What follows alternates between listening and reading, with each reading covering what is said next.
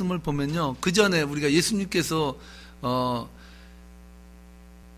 귀 먹고 말 못하는 병자를 고쳤을 때랑 비슷한 상황, 침으로 고치시는 그 비슷한 상황을 오늘 우리들에게 보여주고 있습니다.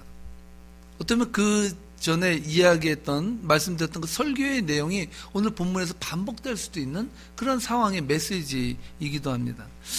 그래서 저는 오늘 이 본문 말씀을 일컬어서 돌덩어리 본문이다, 이렇게 제가 나름대로 이름을 붙여봤습니다. 돌덩어리 본문. 왜 돌덩어리일까? 너무나 뻔하고 다 아는 내용이고, 어떻게 보면 이 주어진 말씀 속에서 뭐 다르게 생각할 것이 없는 것처럼 보여지기 때문에 돌덩어리 본문이라고 제가 표현을 했는데, 이 돌덩어리 같은 이 본문인데도 불구하고 주석이나 여러분 설교를 보면은 이 본문에 대해서 여러 가지 다른 측면에서 이 본문을 해석해 나가는 것을 보게 됩니다. 제가 오늘 이 말씀을 준비하면서 약간 6개 정도의 주석하고 설교문이 나왔던 거, 이 본문을 가지고 설교했던 내용들에 대해서 한 3-4개 정도 한번 쫙 리뷰해 봤는데 다양하더라고요. 해석이 다양하고 뭐 그럴 수도 있겠다라는 생각을 가지게 하는 본문이 오늘 본문 말씀인데요. 제가 한 가지 여기 이 본문을 통해서, 이 돌덩어리 본문이라고 말씀드린 이 본문을 통해서 제가 쭉 리뷰하고 묵상하는 가운데 한 가지 궁금한 점이 풀렸습니다. 왜 이 본문이 왜 여러 가지의 해석들을 낳을 수 있었을까? 왜 여러 가지 해석을 가능하게 했을까? 이걸 생각해 봤는데요. 그것은 바로 이 마가가 오늘 이 본문을 써내려 가면서 예수님의 상황에 대해서 어떠한 개인적인 해설을 해주지 않기 때문에 우리는 이 본문에 대해서 여러 가지로 해석이 가능하고 여러 가지로 생각할 수 있게 된다라는 결론에 이르렀습니다. 예수님께서 벳세다로 가셨습니다. 오늘 본문에 보면. 근데 중요한 건 왜 갔는지 말씀하지 않고 있어요. 예수님께서 소경을 만나 주셨습니다. 그런데 왜 그 소경을 붙들고 왜 동네 밖으로 나가셨는지, 그 이유에 대해서도 전혀 말하고 있지 않습니다.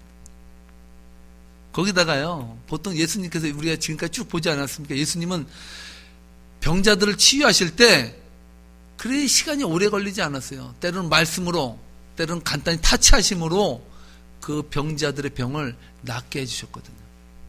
오늘 본문에 보면 예수님께서 병자를 고치시는데 한 번에 고치지를 못해요.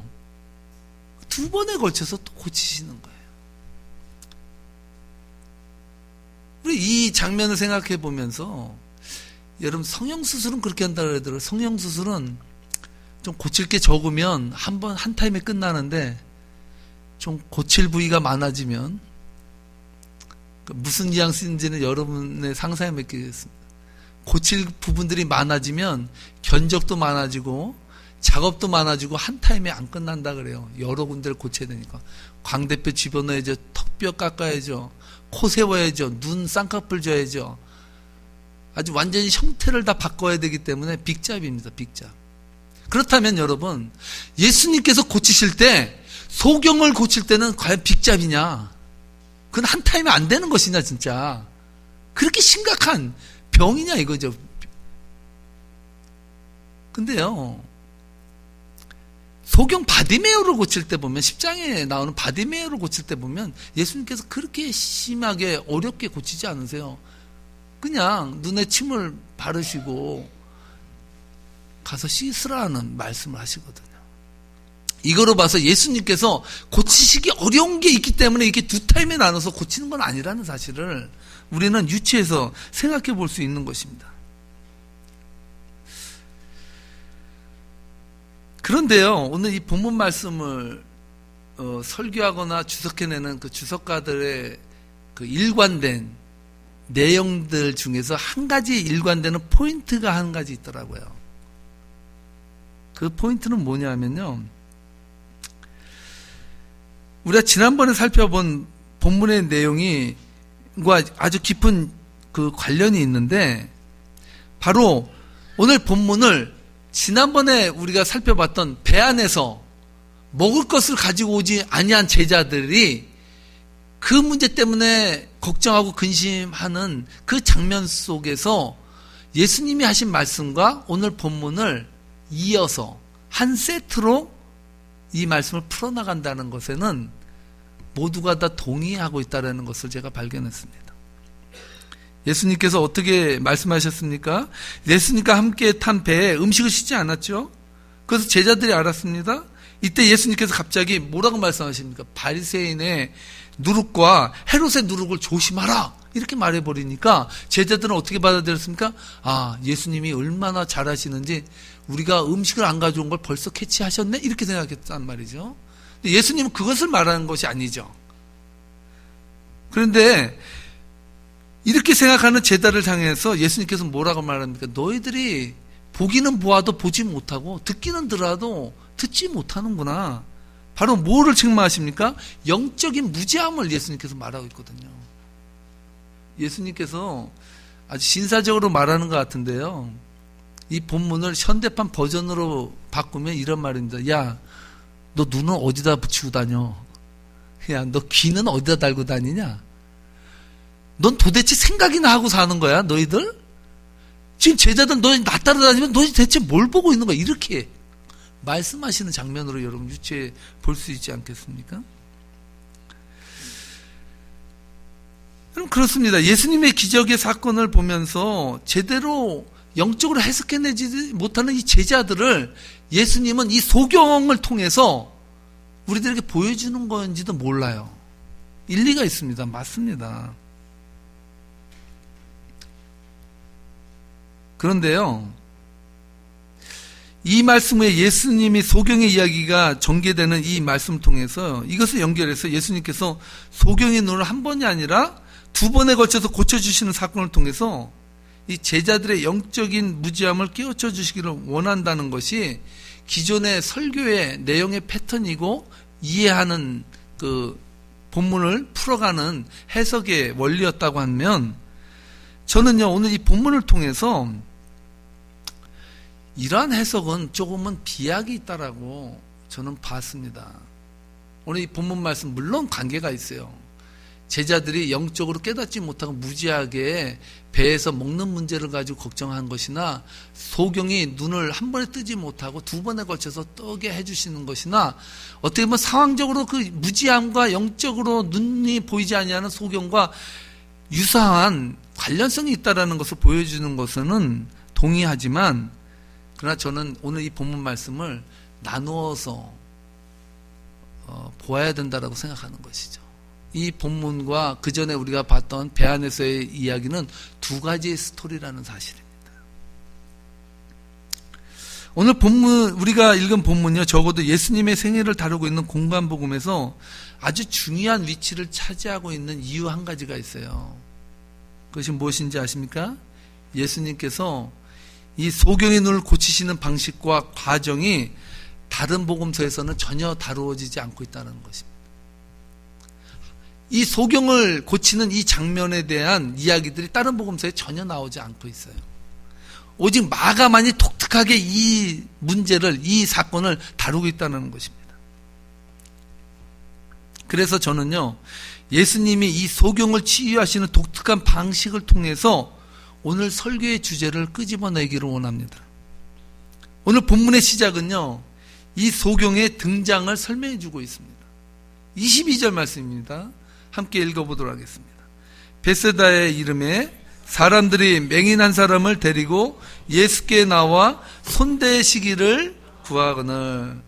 예수님께서요, 베세다에 오신 것을 알고서 소경된 사람을 데리고 사람들이 예수님을 찾아왔습니다. 어디서 보고 들은 것이 있었던지 예수님께서는 말씀을 하시던지 손을 대시면 나은다는 것을 알고 있었어요. 그래서 이 사람들이 뭘 구했습니까? 예수님, 손 한번 대주세요. 터치해 주시면 좋겠습니다. 이렇게 말했다는 거죠. 그런데 예수님께서 이 소경을 보시고 그에게 손을 대신 게 아니라 어떻게 하십니까? 그의 손을 대신 게 아니라 그의 손을 잡아주셨다는 거예요. 그것이 바로 23절에서 말씀하고 있는데 23절 말씀입니다. 함께 읽겠습니다. 예수께서 맹인의 손을 붙잡으시고 마을 밖으로 데리고 나가사 눈에 침을 뱉으시며 그에게 안수하시고 무엇이 보이고 있느냐 물으시니. 아멘. 사람들은요, 예수님 한 번만 그냥 대주세요라고 그랬는데 지금 예수님께서는 맹인의 손을 붙잡았다라는 것입니다. 여기서 이 붙잡았다라는 이 헬라어는요, 정반대되는 두 가지 뉘앙스를 가지고 있어요. 첫 번째는 범인을 체포할 때 이때 붙잡다라는 단어를 써요. 두 번째 붙잡다라는 의미가 있는데 그것은요, 어떠한 사람을 사랑의 마음으로 인도할 때 그때 이 붙잡다라는 말을 단어를 사용한다는 것입니다. 성경에 보면요, 누가복음에서 제자들이 누가 제일 크냐라고 싸우지 않았습니까? 야, 네가 크냐 내가 크냐, 내가 예수님의 오른팔이야 내가 왼팔이야, 이렇게 서로 싸울 때 예수님께서 어떻게 했습니까? 한 어린아이를 데리고 오사, 제자들에게 데리고 와서 세웠다라고 말하고 있지 않습니까? 이 데려오다라는 것이 바로 이 붙잡다라는 동사와 똑같은 동사예요. 또 하나의 단어가 이 구절이 나오는데 어디에 나오냐면 사도행전 9장에서 사울이 정말로 회개하고 예수님 안에서 변화받은 사람이냐라고 믿지 못할 때 예루살렘 공동체에 바나바가 이 사울을 데리고 제자들 앞에 갔다라고 할 때 그 데리고 간다는 그 단어가 바로 그 붙잡고 갔다는 단어랑 똑같은 단어예요. 그러니까 붙잡았다는 단어나 데리고 갔다라는 단어나 같다라는 것을, 우리나라 뜻으로 같다라는 뜻을 여러분들이 알 수 있지 않습니까? 근데 오늘 본문에서 보면 그렇다면 예수님께서 이 소경을 체포했습니까? 아니죠. 어떻게 했다고 생각하십니까? 사랑의 마음으로 그를 끌어안았다, 그를 끌어잡았다라는 표현이 된다는 거예요. 거기다가요, 예수님께서는 그를 붙잡고 그냥 거기서 치유하신 게 아니라 뭐 어떻게 했습니까? 마을 밖으로 그를 데리고 함께 동행해 주었다라는 거예요. 그 마을이 얼마나 큰지는 몰라요. 그러나 적어도요, 조그만 동네도 벗어나려면 최소한도 15분에서 20분은 아마 붙잡고 마을 밖으로 가지 않았겠습니까? 아마 저는 모르긴 해도 복음서에서 가장 예수님의 타치함을 깊게 느끼며 예수님과 함께 마을 밖으로 오랫동안 산책한 사람이 바로 이 소경이 아닌가, 저는 그렇게 생각을 하는 것이죠. 우리는 여기서 예수님의 기막힌 사랑을 엿볼 수 있다는 것입니다. 우리는 어떻게 보면 이 대목을 아주 의미 없이 그냥 읽을 수 있어요. 아, 예수님께서 그냥 맹인의 손을 붙잡고 어딘가 끌고 갔구나, 이렇게 생각하면 여러분들은 벌써 영적인 이 교감이 여러분 작은 것이죠. 그렇게 읽으면 안 돼요. 여기서 여러분 아주 짜릿한 그 예수님의 터치하신과 사랑을 여러분들이 느낄 수 있어야 된다는 것입니다. 예수님 당시에요, 지금 여러분들은 저 맹인의 손을 붙잡고 간다는 것이 오늘 우리가 생각할 때는 아무것도 아니에요. 뭐 그냥 안 보이는 사람 같이 가준 거 아니냐, 이렇게 느낄 수 있어요. 그런데 왜 저는 이것을 기막힌 사랑이라고 여러분들에게 말하느냐 하면요, 그 당시에 신체적 정신적으로 핸디캡을 안고 살아가는 사람들을 바라보는 시선, 그 예루살렘 이스라엘 공동체 사람들이 바로 신체적으로 정신적으로 약함을 가지고 있는 사람들을 바라보는 그 시선이 어떠했는가를 알면은 우리가 예수님께서 그의 손을 잡고 끌고서 동구 밖으로 나가시는 그 모습의 의미가 무엇인지 우리는 더 애절하게 느낄 수 있다는 것입니다. 저는 이 비유에 대해서 요한복음 9장 1절로 2절 말씀 여러분들에게 제시해 주고 싶어요. 요한복음 9장 1절로 2절에서는 예수님께 제자들이 와서 이렇게 묻습니다. 함께 읽겠습니다. 선생님, 이 사람이 예수께서 가시다가 날 때부터 눈먼 사람을 보셨다. 제자들이 예수께 물었다.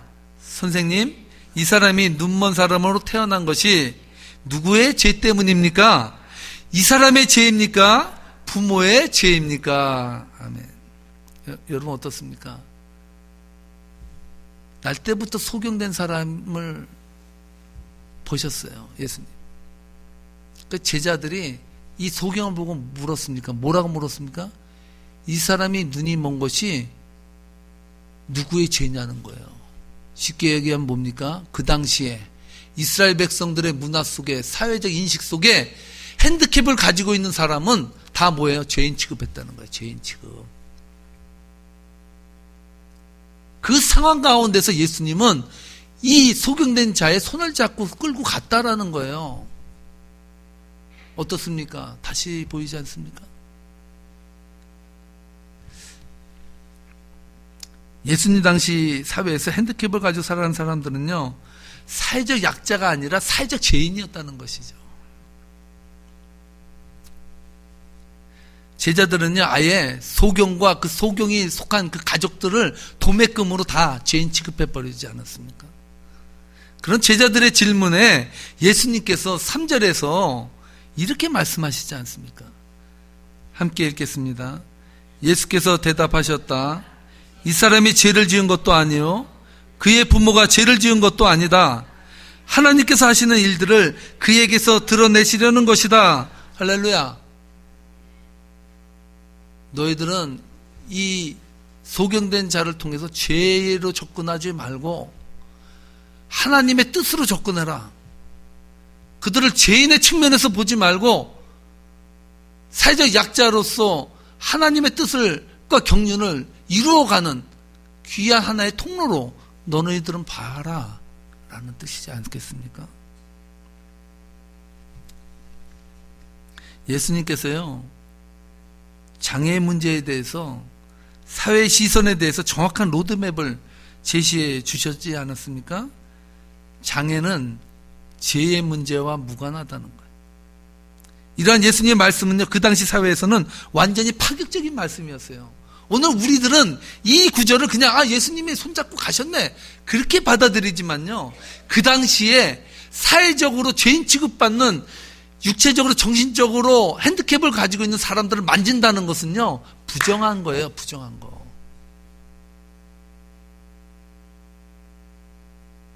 그 부정하게 된 사람과 상종하는 것은요, 같이 부정하기 때문에 그러한 사람을 상대도 아니하는 사회가 바로 예루살렘 그 당시 사회였지 않습니까?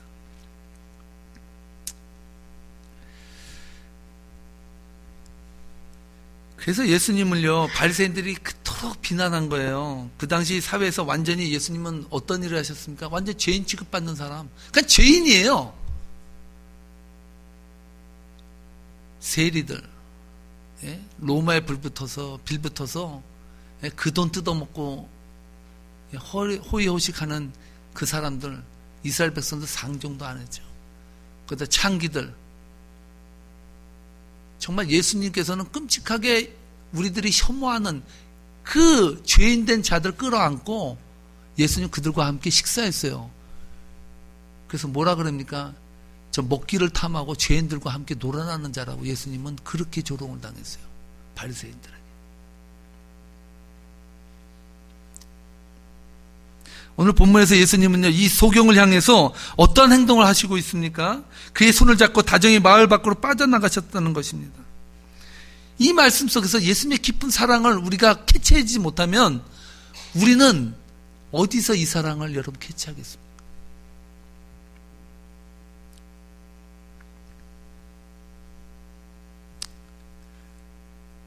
예수님 앞으로 이 소경을 데려온 사람들이 있잖아요. 그 사람들도 예수님의 마음이었을까요?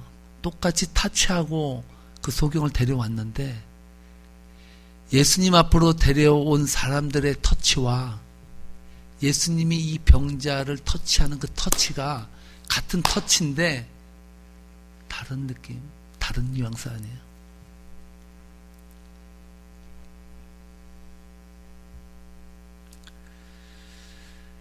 적어도 예수님께서는 이 소경을 친구로 맞이하였을 뿐만 아니라 그를 하나님 나라의 백성으로 정식으로 초청하고 있다는 거예요.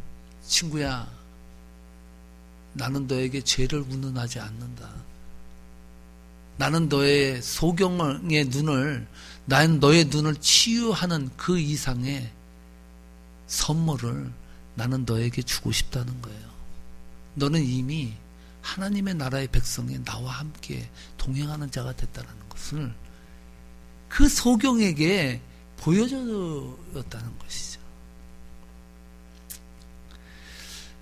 이런 의미에서 저는 오늘 교회에게 예수님이 묻고 있다는 것이죠.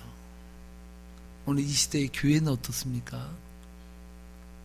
바리새인들이나 예수님의 제자들보다 더 장애인에 대해서 부드러운 시선을 가지고 있습니까? 정말 우리는 장애를 우리가 함께 돌보고 함께 케어해 나가고 하나님의 백성으로 초청된 귀한 하나님의 백성으로 진짜 보고 있습니까?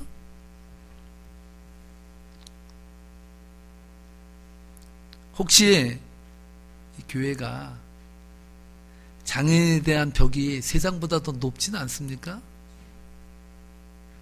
예수님도 죄인 취급 안 했던 그런 사회적 약자로 보여지는 그 돌봄의 대상들에 대해서 여러분들은 어떠한 안경을 끼고 정말 보고 있습니까? 여러분들은 장애인들을 예수님처럼 붙잡고 함께 동행할 수 있습니까? 그런 교회가 좋은 교회예요. 그런 교회가 진짜 교회예요. 진짜 교회. 여러분, 우리가 입으로만 찬양이 넘쳐나고 말이죠. 겉으로만 번드르르하게 우리 신앙이 보인다고 좋은 교회 되지 않아요. 사회적 약자로 보여지는 그 사람들을 가슴에 품을 수 있는 성도들이 될 때 그 교회는 살아있는 교회고 하나님의 역사가 일어나는 교회고 성령이 함께하는 교회입니다. 이웃에 대해서, 사회적 약자에 대해서 색안경을 끼고 죄인 취급하고 의인의식을 가지고 보이지 않는 벽을 쌓고 사는 것은요, 하나님 안에서 죄라는 말입니다. 예수님께서요, 이 소경을 위해서 하시는 행동을 보고 있던 제자들은 어떤 생각을 했을 것 같습니까? 지금 배 안에서 예수님 앞에서 걱정을 했던 것이 무슨 문제예요? 뭘 안 가져왔습니까? 먹을 거 안 가져왔어요. 딱 예수님께서 벳세다에 딱 상륙하자마자 어떻게 알았는지 이 소경을 끌고 온 거예요. 그러면 지금 식사할 시간이 있습니까? 없습니까? 배 안에서 여러분 먹을 것을 잊어먹었다는 것을 알았다는 것은 어떻게 알았겠습니까? 배가 고프니까 아는 거죠. 배가 고프니까. 사람은요, 배가 고파야 음식 생각이 나지 않습니까? 아마 쫄쫄이 굶었을 거예요. 근데 딱 상륙했는데 예수님께서 그냥 한번 타치하고 그냥 끝내버리면 좋은데, 여태까지 그렇게 하셨는데, 가만히 보니까 예수님이 그를 또 붙잡고 또 끌고 또 동구 밖으로 나가시는 거예요. 제자들이 볼 때, 예수님 뭐 하시는 거예요, 지금? 가지가지 하신다, 진짜. 아니, 지난번에는 그냥 터치하고 마시더니 오늘은 왜 이러시는 거야, 지금? 배가 고파 죽겠는데, 이래도 되는겨? 이렇게 생각하지 않았겠어요? 정말 황당한 일이 벌어진 거예요. 얼마나 이 소경을 고치기 위해서 많은 시간과 노동이 여러분 소요되고 있는 것입니까? 두 번째로요, 오늘 이 본문 말씀에 보면요, 이 마가복음이 말하는 소경을 다루는 예수님의 또 다른 특징 중에 하나는요, 저는 이 사실을 깨닫고 엄청 은혜를 제가 받았는데, 예수님께서 이 소경을 고치시는 이 치료의 과정 속에서 예수님께서는요, 이 소경을 그 치유의 과정 속에 초대하고 있다는 것을 본문이 말해주고 있더라고요. 어떻게 치유하시는지 아십니까? 23절 말씀입니다. 함께 읽도록 하겠습니다. 예수께서 맹인의 손을 붙잡으시고 마을 밖으로 데리고 나가사 눈에 침을 뱉으시며 그에게 안수하고 무엇이 보이느냐 물으시니. 전 놀라운 사실 하나를 발견했어요. 예수님의 치유 속에서요, 이 소경이 소외되지 않고 있다는 것이에요. 여러분, 환자로 병원에 가면 어떻습니까? 정말 더러워서 아프지 말아야지 이렇게 말하는 분도 있어요. 왜 그렇습니까? 병원에 가면요, 환자의 인격은 보이지 않냐고 환자의 병만 보여요. 저도 문병을 많이 가보니까 의사랑 간호사랑 제일 많이 싸우더만요. 환자랑 환자의 식구들이. 왜 그렇습니까? 제대로 대우해주지 않는다는 거예요. 왜 너희는 이딴 식으로 너희는 환자를 대하냐? 너 마음에 안 든다. 좀 잘해라. 이런 컴플레인이 저절로 나올 수 있어요. 물론 다 그렇지는 않죠. 제 동생도 간호원이라 알지만 참 잘합니다. 제가 알고 있는데 다 그렇지 않는데 어떤 사람은 좀 너무 힘들고 어려우니까 때로 또 피곤하니까 잘 케어가 안 될 때도 있죠. 여러분, 그래서 치료받을 때요, 참 자존심 상하고 기분이 나빠질 때가 얼마나 많은지 모릅니다. 그런데요, 오늘 예수님을 한번 보십시오. 소경의 눈을 향해서 침을 뱉으시고 그 눈에 안수를 하시고 나서 이렇게 말씀하시고 있잖아요. 뭐라고 말씀하십니까? 무엇이 보이느냐. 저는 이것은 좀 고급스러운 말이고요.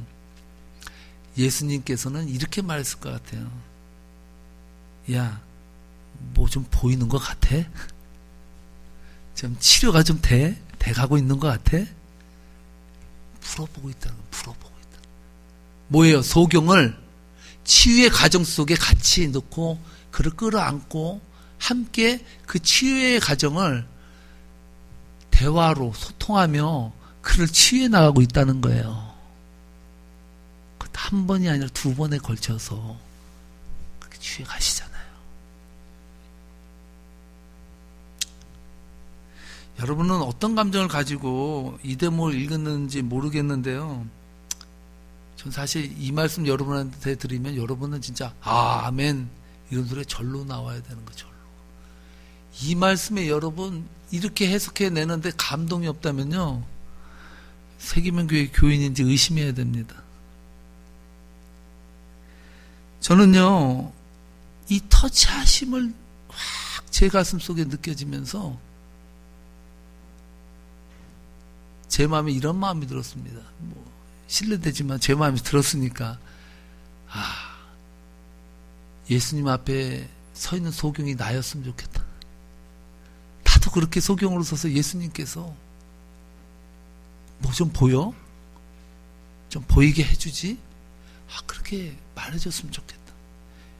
여러분, 눈이 안 보여서만 소경입니까? 예수님의 제자들에게 예수님 꾸짖을 때 눈이 안 보여서 꾸짖었습니까? 너희 눈이 있어도 뭐로 보는 거야? 라고 말하지 않았습니까?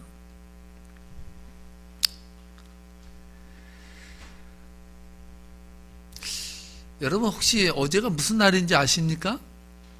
어제는 만우절은 그 전날이고요. 4월 1일이 만우절이고, 어제는 정확히 말해서 4월 2일입니다. 근데 여러분, 4월 2일로 아는 사람은 그냥 날짜를 살아가는 사람이고, 어제가 무슨 날이었나 정확히 알면 여러분은 의미를 가지고 살아가는 분인데, 예수님이 부활하시고 일주일 지난 날이에요. 어제는요, 전 세계적으로 아주 의미가 있는 날입니다. 해마다 4월 1일은요, 세계 자폐인의 날로 지키고 있어요. 세계가 자폐인의 날로 지정한 이유는요, 요즘 이 사회적으로 이 환경이나 여러 가지 문제로 사실은 고쳐지는 병보다 고치지 못한 병이 더 많이 늘은 거 아세요?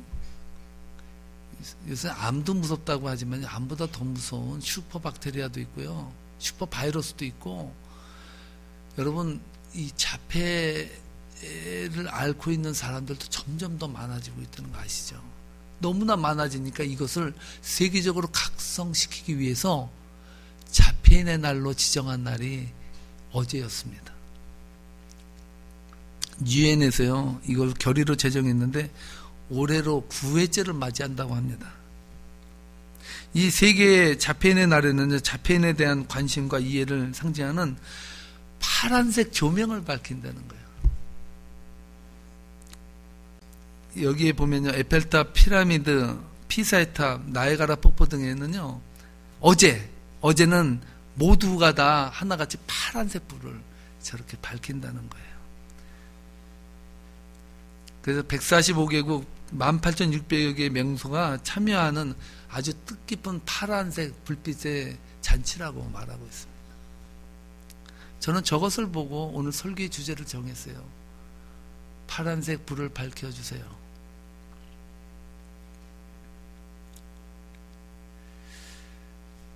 왜 전 세계적으로 자폐인을 위한 파란색 빛의 축제를 열면서까지 자폐인에 대한 이해와 관심과 사랑을 요청하는 것이겠습니까? 그것은 단 한 가지 이유입니다.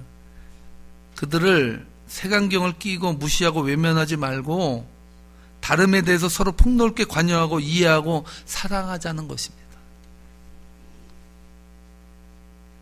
저는 놀랐습니다. 공교롭게도 하나님께서 저에게 은혜를 부어주셔서 이 날을 알게 하시고 기억하게 하시고, 또 오늘 공교롭게도 오늘 이 본문 말씀과 너무나도 매치되게 해주셔서 다시 한번 예수님의 이 특별한 방법과 특별한 방식으로 소경을 치유하시는 것을 통해서 바리새인들과 제자들뿐만 아니라 오늘 예수님을 그리스도로 모시고 살아가는 교회를 향해서 경종의 메시지를 보내주시고 있다는 사실, 그 사실을 우리는 기억해야 될 줄로 믿습니다. 설교를 마치도록 하겠습니다. 여러분, 오늘 이 본문을 통해서 예수님은 우리들에게 이렇게 요청합니다.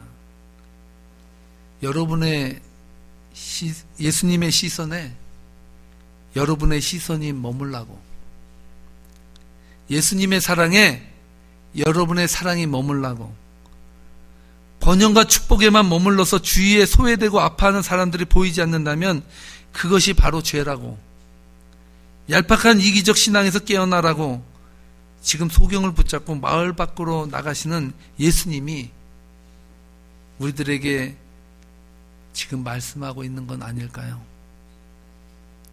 이 말씀을 통해서 깊게 생각하는 복된 하루 되시기를